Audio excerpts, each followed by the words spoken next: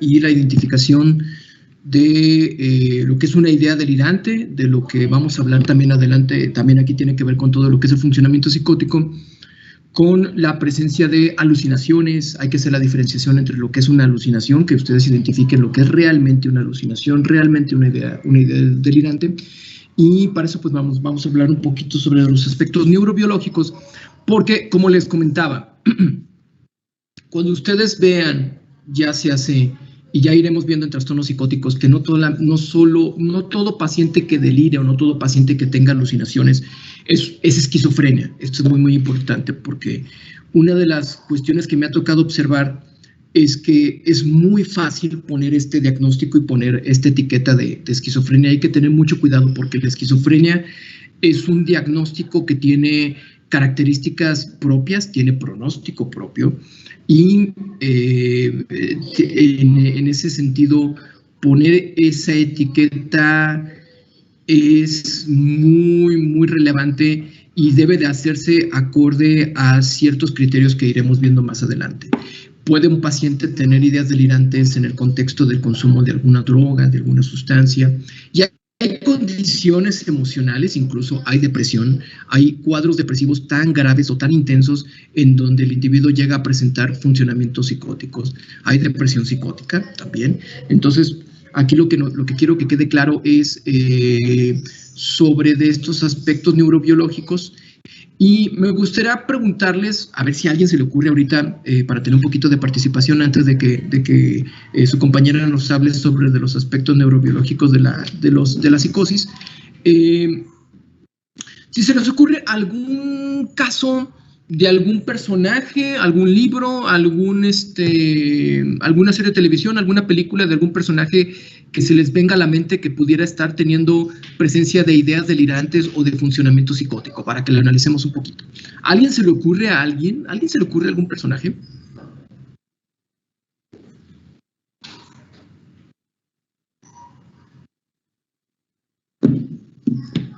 Bueno, yo la verdad nunca leí el libro, pero por lo que he escuchado, creo que Don Quijote tenía como alucinaciones, bueno, ideas delirantes de que, por ejemplo, los molinos eran monstruos y cosas así.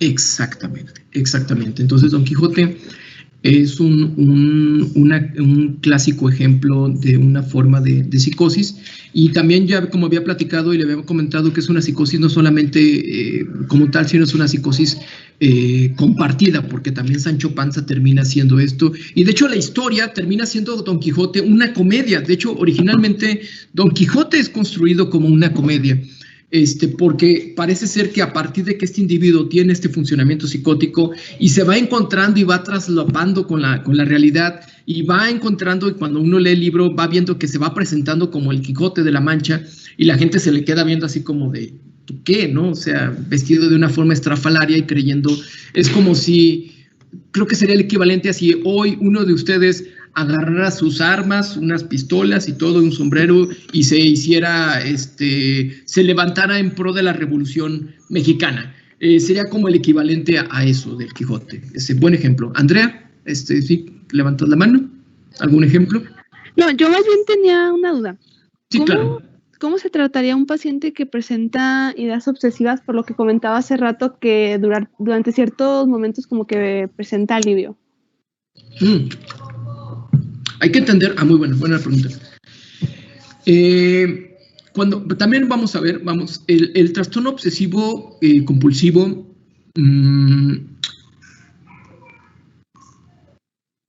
el alivio tiene que ver con la connotación de una ansiedad, donde el individuo está sintiendo un malestar, una angustia, y neurobiológicamente aquí sí existen tratamientos efectivos, donde se ha visto que lo que disfunciona es una alteración de lo que es el sistema límbico, y particularmente donde está alterado un neurotransmisor muy importante, que vamos a estar hablando mucho de ese maldito neurotransmisor durante todo el curso, que es la serotonina. Y ustedes han escuchado que la serotonina, y que la serotonina, y que la serotonina, y que la serotonina.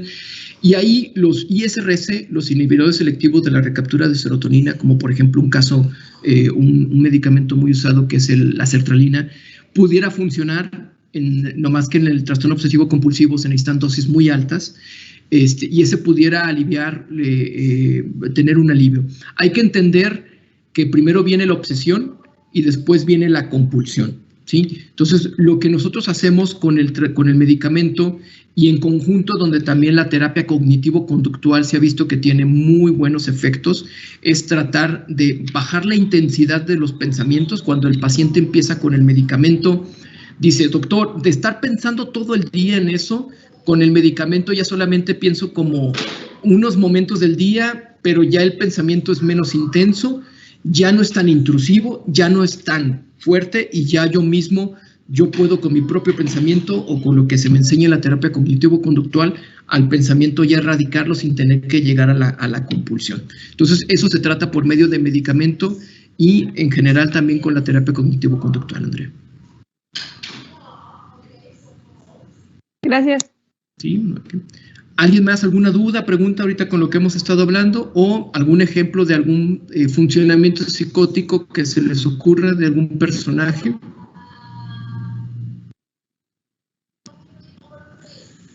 Yo tengo una duda y una recomendación. Claro que sí, bueno. Sí, bueno, mi duda es cómo se diferenciaría lo que es el pensamiento fijado de la obsesión. Es a veces un poquito el pensamiento fijo. La diferencia es que el individuo sí es capaz como de quitárselo, ¿no? Es como de, tengo este pensamiento de la contaminación, de que porque toqué algo, y entonces un pensamiento fijo es como tener eso, pero me lavo las manos, me meto a bañar y eso, y listo, ¿no? Como que ya después, 1 o 2 horas después, se quitó, ¿sí? La cuestión de la fijación se logra quitar, ahí sí hice y logré hacer algo para quitar ese pensamiento fijo, y el propio tiempo me pongo ya a hacer algo diferente, logro que mi concentración o mi fijación esté en algo diferente, me pongo a ver una película, ¡pum! Y el pensamiento se quita. La diferencia con el pensamiento obsesivo es de que tengo el pensamiento, tengo lo de la contaminación, llego, me baño y todo eso, ok, listo, pero me pongo a ver una película y mientras veo la película, otra vez llega el pensamiento. Y entonces voy y el individuo se tiene que meter a bañar. Logra aliviar un poquito, ya se pone a hacer otra actividad diferente y otra vez llega el pensamiento. Entonces, la cuestión obsesiva, la diferencia del pensamiento fijo, es que por más que haga el individuo, vuelve a regresar, mientras que en la fija sí hay este malestar, pero el individuo es como capaz de quitárselo, ¿no? De despabilarse un poco de ese pensamiento. ¿Ok? No sé si estuvo claro la diferencia, Ivonne. Sí, ya me quedó. ¿Sí? ¿Y la recomendación, Ivonne?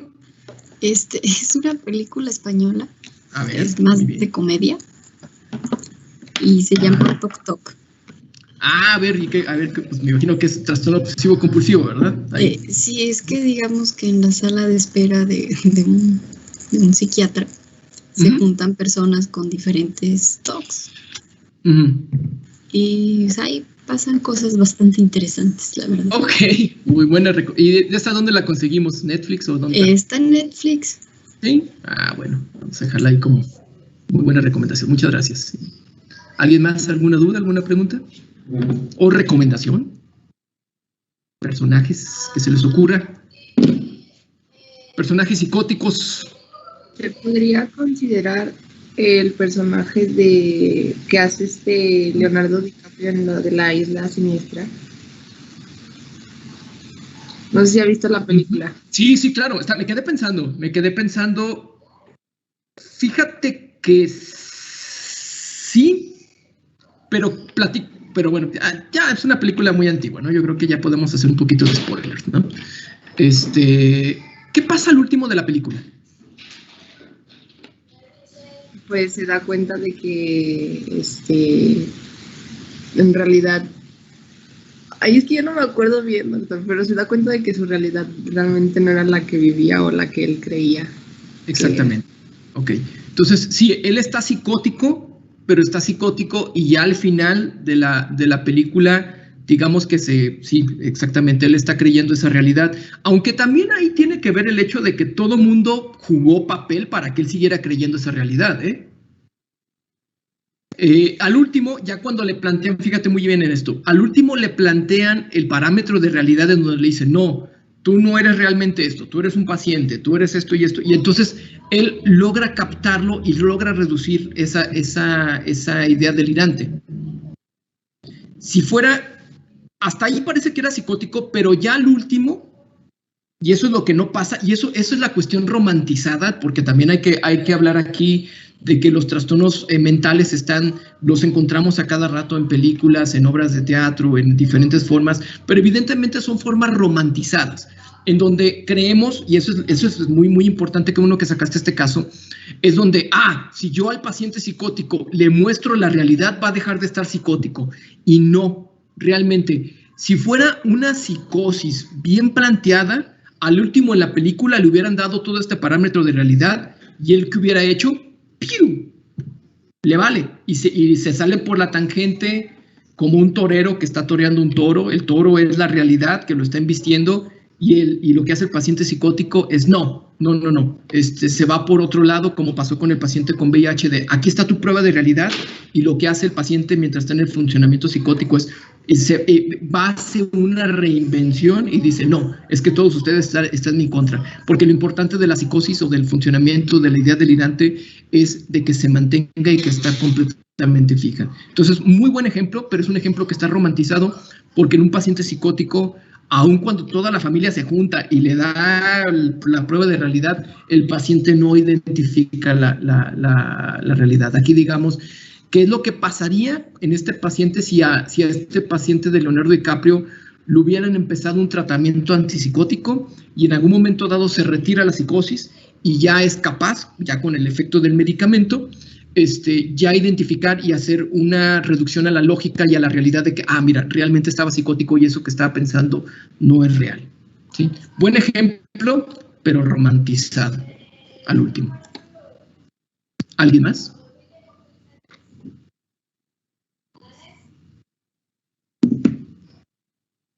Bueno, ok, vamos a lo que sigue. Su compañera Vanessa nos va a hablar. A ver, Ivonne. Es que me surgió esta duda. Sí, claro. ¿Contaría como obsesión o delirio, por ejemplo, las personas que padecen dismorfofobia o algo así? O sea, que sienten que una parte de su cuerpo no es de ellos. Ok, muy bien, muy bien. Sí, aquí estás hablando, aquí estás comentando una cosa muy importante para hacer la diferenciación entre obsesión y delirio. ¿Cuál crees tú? A ver, yo tengo la idea de que, esta es mi idea, yo tengo la idea de que este brazo, esta mano, yo la siento ajena, yo la siento que no es mía, ¿sí? ¿Cuál sería la diferencia entre una obsesión y un delirio ahí? Para esta misma idea, pero ¿cuál sería el carácter fundamental para poder decir que es obsesiva y cuál sería el carácter para decir que es delirante? Pues quizá lo que es obsesivo sería como que estuviera pensando de cierta manera, pues que no es de ella, ¿no? Ajá. Pero al ver que la puede mover y que todo, o sea, y que siente a través de ella, y aún así, vaya, mantenga su idea de que es ajena. Uh-huh. Vaya, el hecho de saber que llevas con la misma mano desde que naciste o incluso desde antes, uh-huh, o sea, que yo creo que es prueba suficiente. Está bien, sí, sé que es difícil, sé que estamos hablando sobre de cosas que normalmente a lo mejor no están acostumbrados a hablar en el ámbito médico, pero sí, muy, muy bien. Creo que el obsesivo es, esta mano no es mía, pero yo logro de alguna manera aferrarme a cierto nivel de realidad de, a ver, no, pero yo nací con esta mano está aquí, no, yo no veo, o sea, yo logro hacer, esto se llama reducción a la realidad, yo logro reducir esa idea de que esa mano no es mía, la logro reducir a la realidad y la logro identificar. No, a ver, espérame, deja de pensar en eso, es como que uno se da una cachetada con guante blanco y espérate, ¿para qué andas pensando en eso? Pasa un tiempo y otra vez me viene la idea y otra vez tengo, entonces a lo mejor, ¿qué tal que mi compulsión para quitarme esa idea obsesiva sea, tengo que escribir 17 veces mi nombre? Y esa es la compulsión para darme la idea de que esa mano realmente es mía, ¿sí? pero luego otra vez mueve la idea, otra vez vuelve la idea, otra vez vuelve la idea, ¿sí? A diferencia del paciente psicótico o con la idea delirante de que su mano no es suya, que estaríamos hablando trastornos de ideas delirantes de tipo somático, ese es el nombre correcto, es donde, doctor, es que esta mano no es mía. Oiga, a ver, pero vamos a hacerle una prueba de ADN a su mano, no sé, vamos a hacerle algo, alguna prueba ahí que se les ocurra para que identifique usted. No, doctor, no importa que tanto me haga pruebas, yo sé que esta mano no es mía, y ni siquiera ves que el individuo está luchando con la idea, ¿eh? El individuo ya se puso la playera, la camiseta, de esa idea, de que esa mano no es suya, y ves al individuo, no está ni luchando, ya está completamente metido en la idea, y entonces lo que hace el individuo, se corta la mano, ¿sí? A diferencia del individuo que en el trastorno obsesivo compulsivo está luchando y llega con la angustia. La diferencia es, el paciente con trastorno obsesivo compulsivo, imagínate llegándolo al consultorio, es, doctor, con la angustia, con la ansiedad, doctor, es que tengo esta idea y estoy luchando contra esto y eso me produce angustia, no me deja vivir, no me deja escribir, no me deja estar a gusto, no me deja, porque estoy con mi novia y estoy con la idea, no sé, ese tipo de cosas. El paciente con la idea delirante, evidentemente, va a llegar al consultorio, pero va a llegar no por su propio pie, va a llevar generalmente porque lo llevó la familia, porque él está con la idea, ¿no? Y él, doctor, yo no necesito un psiquiatra, yo lo que necesito es un cirujano que me quite esta mano, ¿sí? Pero evidentemente, pues la familia pues dice, pues no, esto está mal, ¿no? Entonces, por eso lo van a llevar a consulta. Entonces, muy, muy bien, esto para hacer una diferenciación de cuándo es una idea obsesiva y cuándo es una idea delirante. No sé si quedó claro o replanteamos un poquito la idea, Ivonne. No, sí quedó claro. ¿Sí? Okay. Sí, y luego lo que estaba viendo, bueno, es que una vez vi un documental donde sí había personas que ya estaban yendo a ciertas clínicas donde les cortaban más lo que era, la pierna, y salían y ya se veían muchísimo más felices, o sea, era como de, o sea, ya traían su prótesis y todo, pero estaban felices, porque como que ya sentían que, se habían liberado de lo ajeno. Se habían liberado, sí. Entonces, aquí es una liberación y lo que tendríamos y lo que se hace en la entrevista, y sí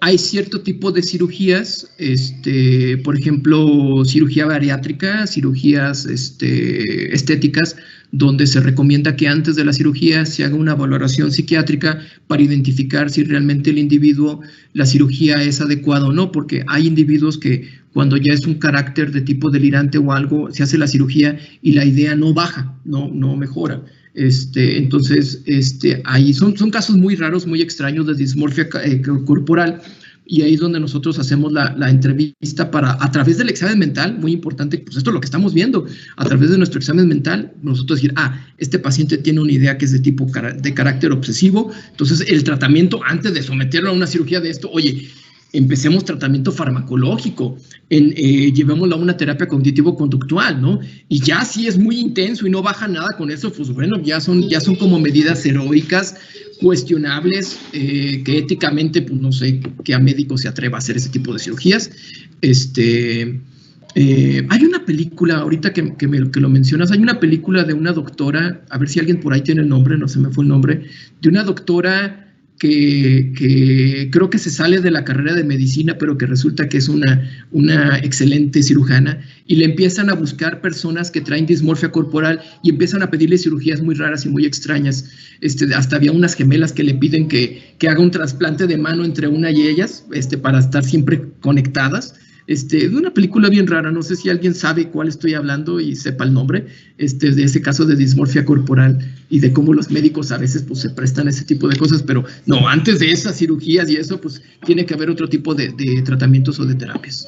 Y si es un paciente psicótico, evidentemente esa nunca va a ser la terapia, ahí tiene que ser un paciente que tiene que ser tratado con un tratamiento de tipo antipsicótico. ¿Alguna otra duda, algún otro comentario, compañeros?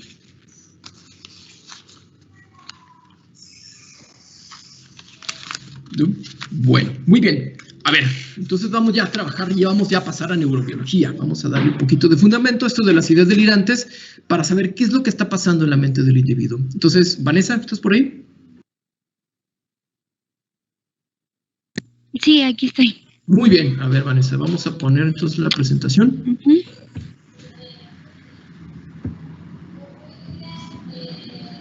Según yo, ¿ya se observa ahí? Sí, ya. Ok, muy bien. Adelante, Vanessa.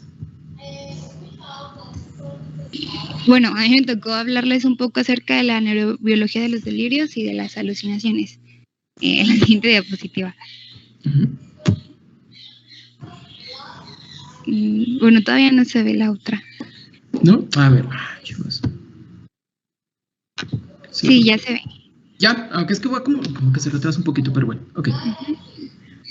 Bueno, tenemos que el delirio se va a definir como una alteración seria en las capacidades mentales que genera pensamientos confusos y una disminución en de su conciencia sobre el entorno. Pues básicamente ahora sí que son percepciones malinterpretadas, pero como de un estímulo real. Y bueno, voy a pasar a la siguiente.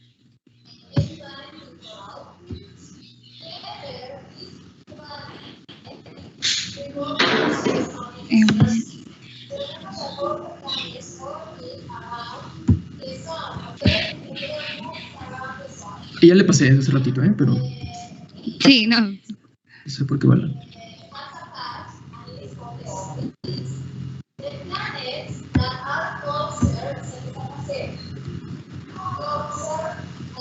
¿Todavía no?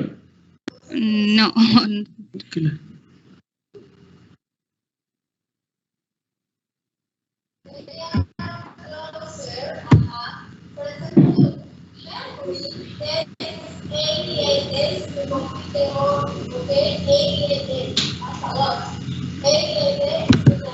A ver, según yo ya le puse la positiva 3.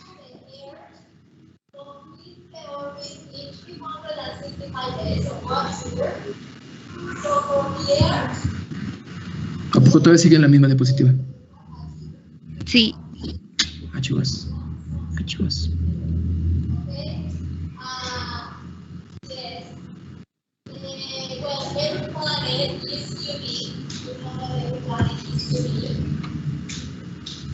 For example, Mercury is the smallest planet. Mercury is the smallest, and it has a lot of craters, just like our moon. And Jupiter is the biggest planet. So which one is the smallest? Déjalo, voy a volver a poner. Mercury, and the biggest? Jupiter, yes. Jupiter is the biggest, Mercury is the smallest. Sí, esa es la tercera diapositiva. Ok, ya, es que lo volví a poner. Ok, muy bien. Y bueno, como idea delirante, como usted ya lo había mencionado, tenemos que va a ser una idea errónea que es mantenida por el paciente de manera inquebrantable y que no puede ser corregida. Aquí, como usted decía, pues el paciente tiene una idea que pues se le genera en la cabeza, en la mente, y aunque se le presente un argumento válido y lógico y todo, pues ni tan siquiera se permite dudar acerca de su idea o cuestionarla, ¿no? Exacto. Y entre los tipos de ideas, bueno, del delirio tenemos que está la tipo erotomaniaco, en la que el paciente cree que otra persona está enamorada de él, la de tipo de grandiosidad, que el paciente tiene la convicción de que tiene un cierto talento o conocimiento para algo, aunque pues no estén reconocidos, o que hizo un descubrimiento importante, o incluso que tiene una relación especial con alguna divinidad o alguna persona. Exacto, eso va a ser clásico, y ahí apúntenle para más adelante cuando veamos trastorno bipolar y cuando veamos lo que son episodios de manía. Realmente lo que es una manía es eso, una persona que tiene ideas de tipo de grandiosidad, delirantes. Yo soy Dios, yo tengo este poder, yo tengo esta empresa, y realmente pues el individuo está fuera de la realidad completamente, ese contexto. Bueno, después tenemos las de tipo celotípico, en la que él cree o la persona cree que su cónyuge o al amante él es infiel. Ok, este ejemplo me gusta mucho para hacer la diferenciación entre ideas de tipo fijas, ideas de tipo obsesivas, ideas de tipo delirante. La tipo delirante es muy común eso tenerlo en pacientes cuando tenemos el problema del consumo del cristal. ¿Quién sabe por qué el cristal en hombres cuando consumen les da ideas delirantes de celotipia bien gacho, ¿no? De que la esposa, de que vio videos de la esposa en páginas de internet de estas pornográficas y ese tipo de cosas. A ese tipo de nivel llega esas ideas de tipo celotípicas. O que la esposa se está prostituyendo, ese tipo de cosas. Esa es la característica. Y sí hay, especialmente en pacientes con consumo de cristal, donde vemos eso. Muy bien. Okay. Hay otros de tipo que son tipo persecutorio, en la que el individuo cree que alguien está conspirando, ya sea contra él o contra alguna persona cercana a él, y pues piensa que no le van a lograr, que es lo que impide que logre sus objetivos a largo plazo o así. Uh-huh. En las esta nada más para acotar un poquito, Vanessa, la de tipo persecutorio es lo que vamos a llamar tipo paranoia, y esta es la clásica de la esquizofrenia, por eso hasta la esquizofrenia viene con este apellido de esquizofrenia paranoide. Entonces el individuo siente que lo están persiguiendo, que lo están vigilando, que tiene cámaras en la casa, que el narco, que si esto, ¿no? Que lo están siguiendo. Es como esta cuestión paranoide que se va dando en el individuo. Muy bien. Después tenemos las de tipo somático, en la que, bueno, el paciente cree que tiene alguna alteración, ya sea en sus funciones o sensaciones corporales, ya sea porque tenga algún defecto físico o una enfermedad médica, pero pues no. Después están en las de tipo mixto, que se presentan como ahora sí que diversas de los del tipo, pero ninguna predomina como tal. Hay algunos... perdón, sí, continúa. No, ya era solo para ponerlas de tipo no especificado. A ver, pongo la siguiente a ver en lo que se va poniendo. A ver, ¿se cambió ahí? ¿O todavía no? No. No, a ver si ahorita se cambia. Bueno, ahí acotando un poquito. Hay algunos síndromes muy interesantes en esquizofrenia, como por ejemplo del tipo somático. Hay un síndrome que se llama síndrome de Cotard, COTTARD, síndrome de Cotard, y es el síndrome delirante del muerto viviente. El individuo literalmente siente que está muerto, o sea, se siente como un zombie y está psicóticamente pensando en que está muerto, que su cuerpo está podrido, que huele mal, que no está respirando.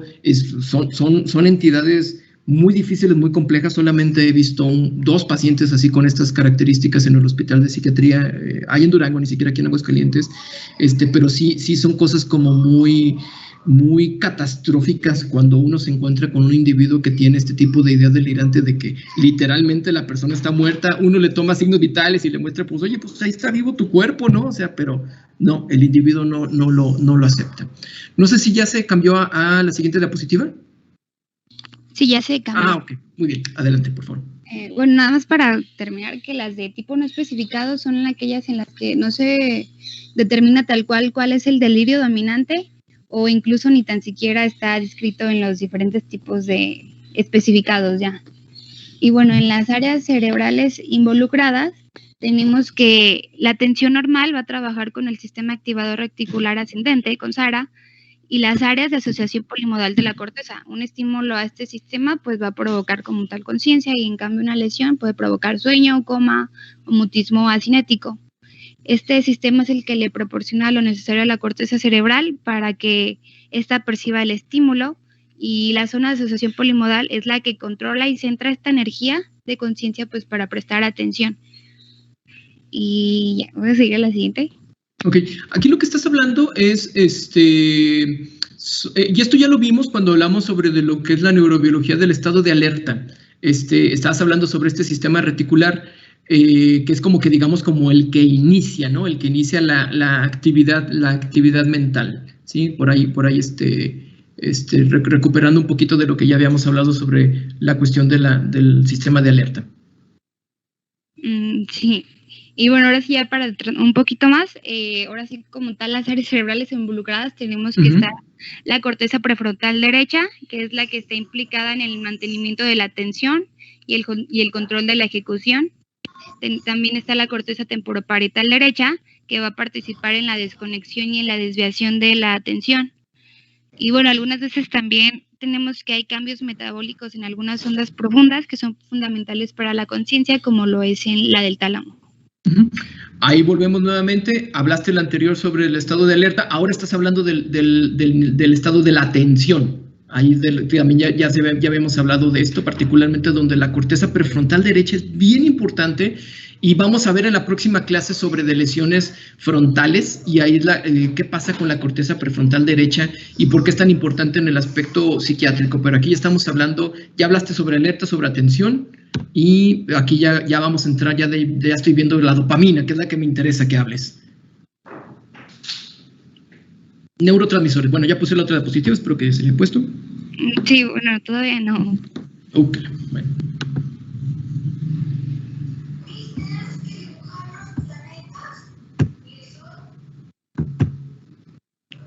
Sí, ya se cambió.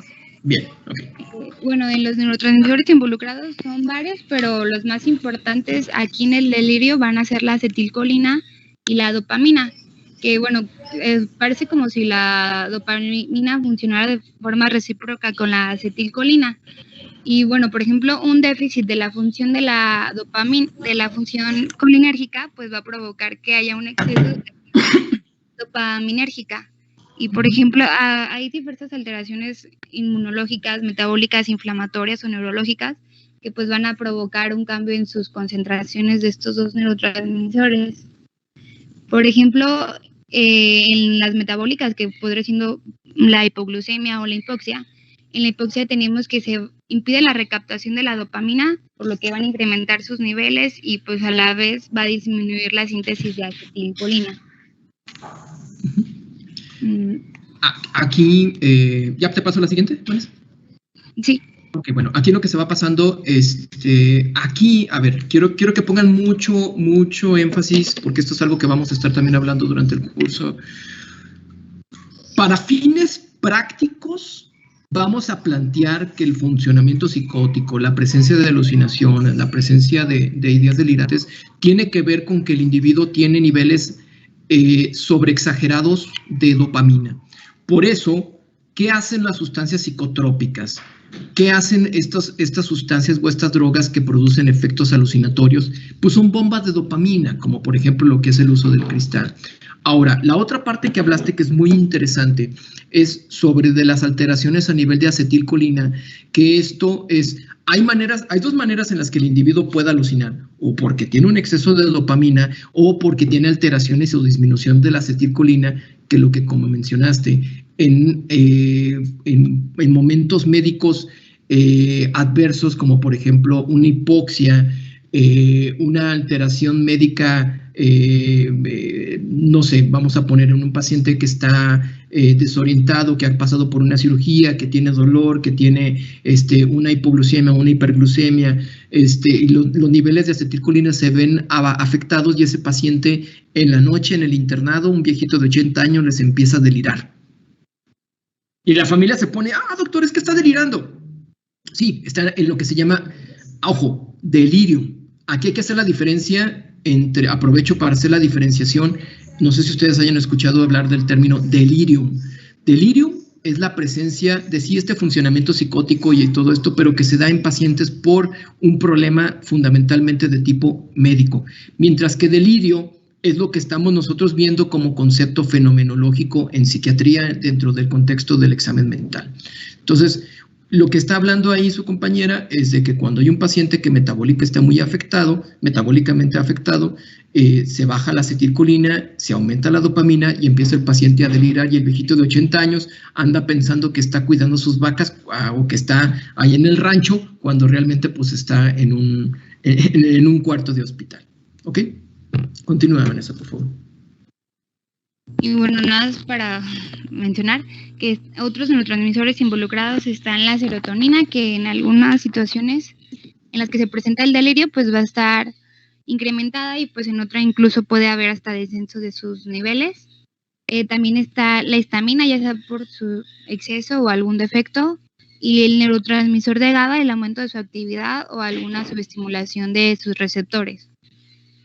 Y bueno, por ejemplo, en la serotonina, como en algunas situaciones, como se mencionaba, por ejemplo, en cuadros infecciosos o en el síndrome serotoninérgico o incluso la encefalopatía hepática, pues hay un incremento de la serotonina, pero por ejemplo, ante la supresión del alcohol o tras alguna intervención o algo, en las que también se puede producir el delirio, pues va a haber un descenso de su nivel. Y bueno, ¿puedo pasar a la siguiente? Sí, claro. Aquí estos neurotransmisores, si te fijas, me gustaría que no nos hiciéramos tanto bolas porque como dice ahí, puede estar aumentado, puede estar disminuido, o sea, como que bueno, entonces específicamente no hay nada, ¿no? O sea, los que sí van a ser la constante, y quiero que quede muy claro, porque esa es donde vamos a tener lo que es las intervenciones farmacológicas en la presencia de situaciones de psicosis o de funcionamiento psicótico, es disminución de acetilcolina y particularmente lo que es el incremento de la dopamina. Entonces, los demás neurotransmisores no les vamos a poner tanta atención aquí porque, como ahí dice, pueden estar aumentados o disminuidos. Muy bien. Y bueno, ahora sí pasando a lo que viene a ser la alucinación. Consiste en percibir cosas como visiones, sonidos, sabores, tactos u olores que parecen reales, pero aquí no lo son. Aquí no hay un estímulo real, a diferencia del delirio.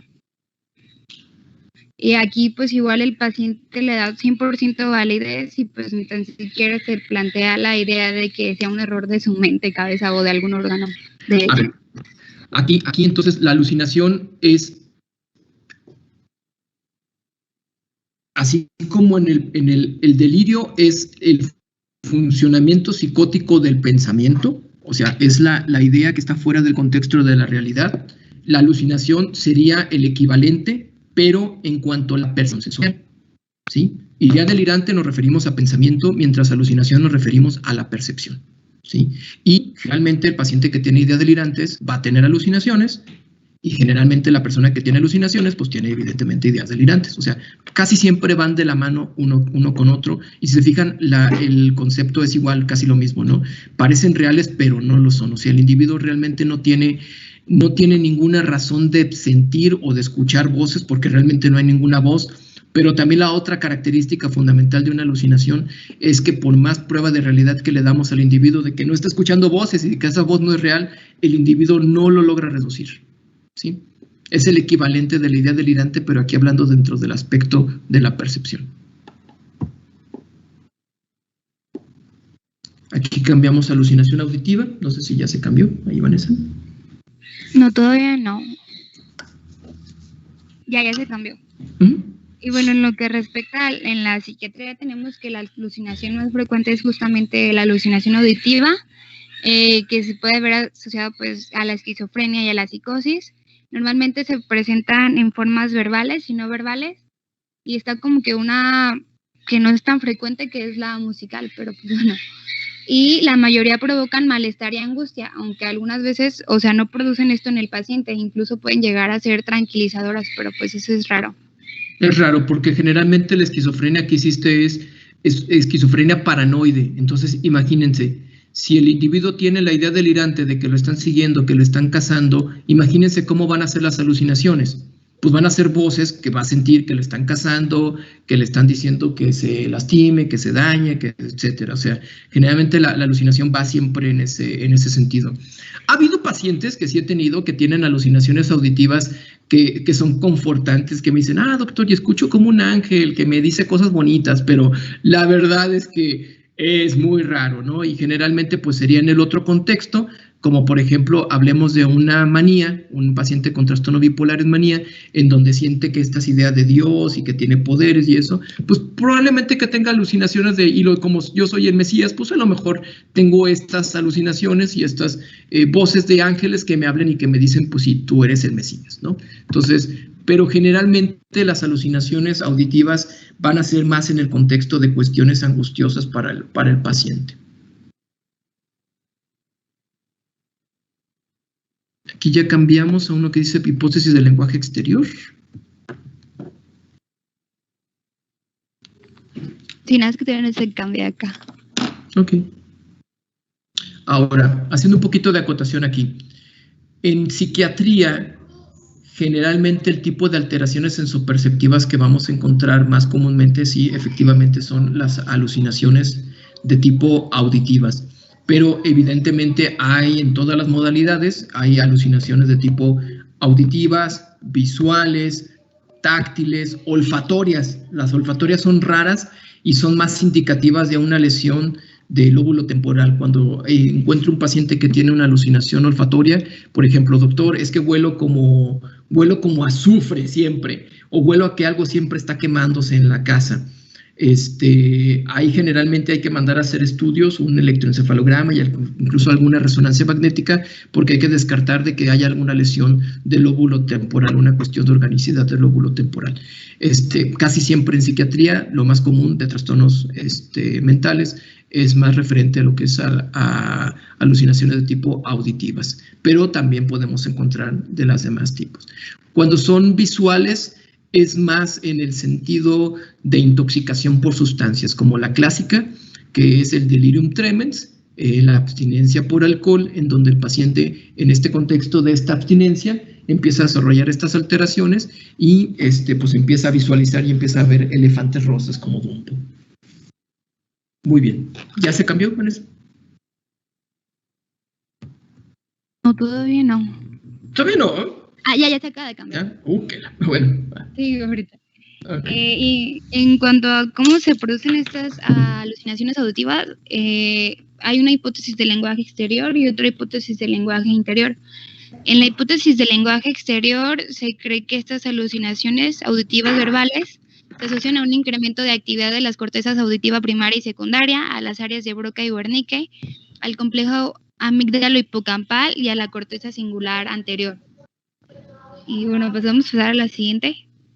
Ok, aquí las alucinaciones auditivas y verbales, y particularmente lo que hay que entender es que aquí son incrementos de este neurotransmisor de dopamina. Los antipsicóticos, vuelvo a retomar, vuelvo a decirlo y lo voy a estar diciendo constantemente en el curso, es aumento de dopamina excesiva, y en estas áreas, en estas cuestiones de asociación con el lenguaje, y es donde el uso de los antipsicóticos sirven para disminuir y contrarrestar este incremento de dopamina anormal, y es la forma en que los antipsicóticos funcionan.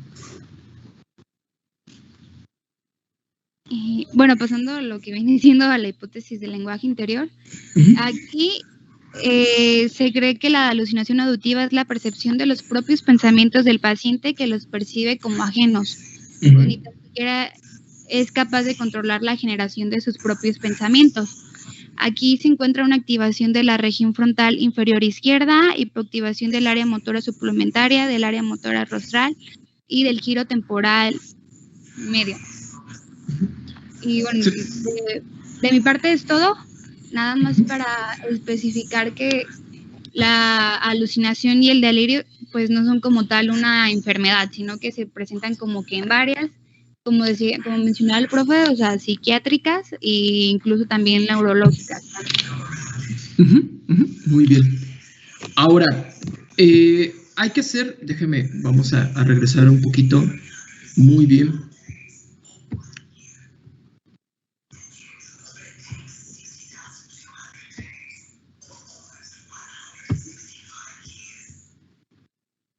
A ver. Aquí se ve esta imagen, ya se ve la presentación donde dice sensopercepción.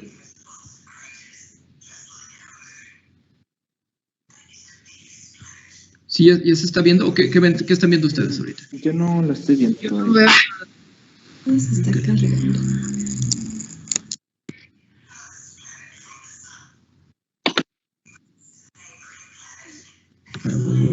A compartir.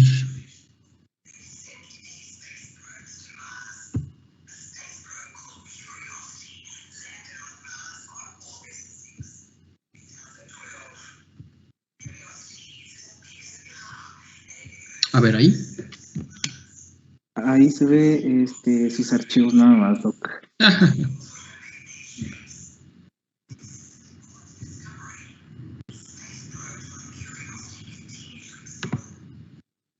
A ver, ¿y ahí? ¿Qué se está viendo? Bueno, no, sí, ya se ve su presentación, creo.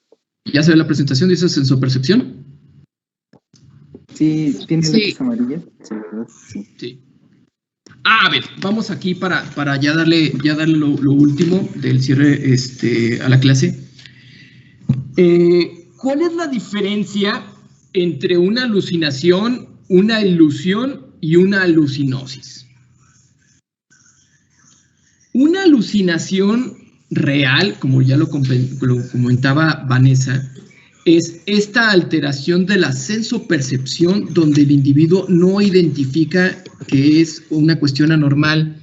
Y una cosa muy importante para hacer la diferenciación entre una alucinación y una ilusión es que en la alucinación no existe ningún objeto que pueda estar provocando la percepción. Esto es, por ejemplo, no escucho voces, pero realmente no hay nadie hablando. Veo fantasmas, pero realmente no existe ningún fantasma. O sea, no hay ningún objeto en la realidad que pudiera estar dándome esta representación dentro de mi mente. A diferencia de una ilusión, en donde sí existe un objeto, pero mi mente la está distorsionando. Por ejemplo, que vemos una mancha y le encontramos que parece a la Virgen de Guadalupe. Entonces, eso es una ilusión de alguna manera, es un objeto al cual uno estamos distorsionando y le estamos encontrando algo diferente. Escucho una voz del vecino que me está diciendo cosas y a lo mejor sí hay, al fondo sí hay algún estímulo auditivo que evidentemente no es el vecino ni que me está hablando ni me está diciendo cosas a mí, pero el individuo está tan sugestionado y está en una situación emocional tan intensa que lo convierte en eso. Es lo que se hace en las ilusiones, pues simplemente hay que hablar de lo que hacen los ilusionistas, ¿no? Los magos. Los magos es a través de que van creando a partir de un estímulo que ellos ponen en el escenario, un objeto, una música, humo, etcétera, ellos crean una ilusión que distorsiona nuestra percepción, ¿sí? Pero realmente existe algo ahí en el escenario, realmente existe un mago, realmente existe un trabajo que se está haciendo ahí. A diferencia de la alucinación, en donde no hubiera nadie en el escenario y nosotros estamos viendo un show, ¿sí? Esa es la diferenciación. Y alucinosis, ese es muy común, en donde el individuo escucha voces, siente cosas raras o extrañas, pero el individuo sabe diferenciar y lo sabe identificar de que eso no es real. Por ejemplo, como una persona cuando se intoxica con alguna sustancia, vamos a poner que alguien que se intoxica con LSD, y empieza a tener un mega viaje, y empieza a ver cosas, y empieza a ver las cosas de forma diferente, pero la persona sabe que eso no es real, sabe que es un efecto de la droga y de la sustancia, y siempre se mantiene como en la conciencia de que esa alteración de su sensopercepción tiene que ver con el hecho de un agente externo, en este caso el LSD, que vino a alterar su sensopercepción. A diferencia del paciente con esquizofrenia, en donde escucha las voces o ve cosas raras o ve cosas extrañas y no lo logra identificar a que es una cuestión anormal, ¿sí? Entonces, no sé si con eso quedó claro entre la diferencia entre alucinación, ilusión o alucinosis, o alguien quiere preguntar algo respecto a esto. Yo ya no terminé, teacher. Solamente falta dibujarlo. Bueno. Aquí lo que comentaba, los trastornos de la percepción pueden ser en forma auditivas, pueden ser en forma visuales, pueden ser en forma táctiles, pueden ser en formas olfatorias, gustativas o somáticas. Como ya he comentado, las auditivas son las más comunes que encontramos en psiquiatría, visuales son más comunes de alteraciones por intoxicación o en abstinencia, y ya olfatorias y las demás ya estaríamos hablando como de algunas cuestiones ya más extrañas o raras. Por ejemplo, una somática tuve una paciente que tenía una epilepsia del lóbulo temporal y ella sentía que había gente que le estaba tocando y que sentía que siempre había una mano que le estaba tocando. Y ella volteaba y no, o sea, pero siempre sentía esta mano que le estaba tocando. Era una alteración de la percepción de tipo somática. Esto ya lo había comentado sobre la diferencia entre ilusiones, alucinación y alucinosis. Pero aquí más importante, yo quiero que quede muy claro que ustedes quede la diferencia entre lo que es una ilusión y una alucinación. Y las ilusiones, pues como podemos ver, son muy comunes, simplemente tiene que ver más con un estado de sugestionabilidad, que es lo que hace, vuelvo a este punto de lo que hacen los magos, que es el sugestionar al público. O, por ejemplo, vamos a poner una situación de ilusión, muy comúnmente. Vean una película de terror, una buena película de terror, vayan a un campamento y empiecen a contar historias de terror en la noche, en la oscuridad, y van a ver cómo se van a sugestionar y van a empezar a tener ilusiones. Van a empezar a ver cosas raras de que si un fantasma o que si esa mancha que parece cara de un demonio, etcétera, este tipo de cuestiones en donde empezamos a hacer y empezamos a tener las ilusiones que tienen que ver más con el contexto de una sugestionabilidad del individuo. Mientras que la alucinación real ya está en el ámbito de una alteración, ya sea de un trastorno mental o de un trastorno de tipo orgánico.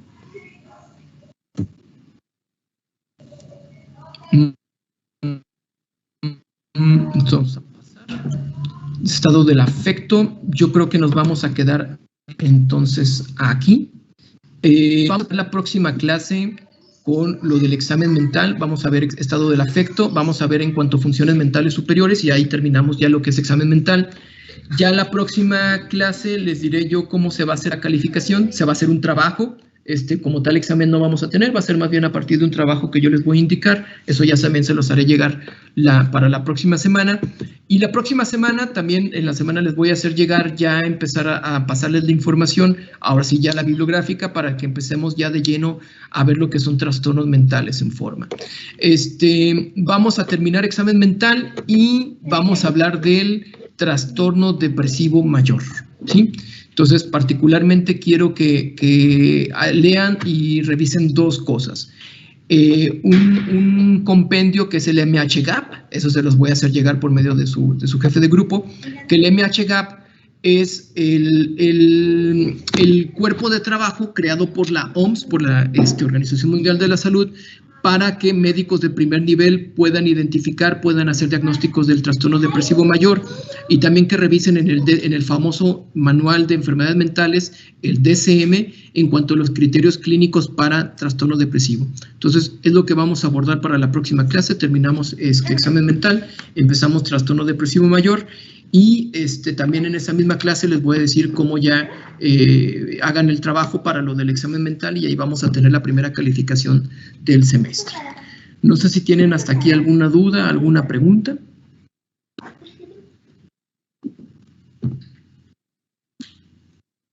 Doctor, bueno, yo nada más tengo una pregunta sobre... Claro que sí. No es en relación a los temas, sino más bien si le han mencionado algo sobre la presencialidad. La presencialidad. De la próxima semana, porque ya empezamos a ir grupos a la universidad y pues quería saber si con usted también estamos ahí. Ah, muy bien, muy bien. No sabía. De hecho, fíjense que primero empezaron por los de los primeros semestres, ¿verdad?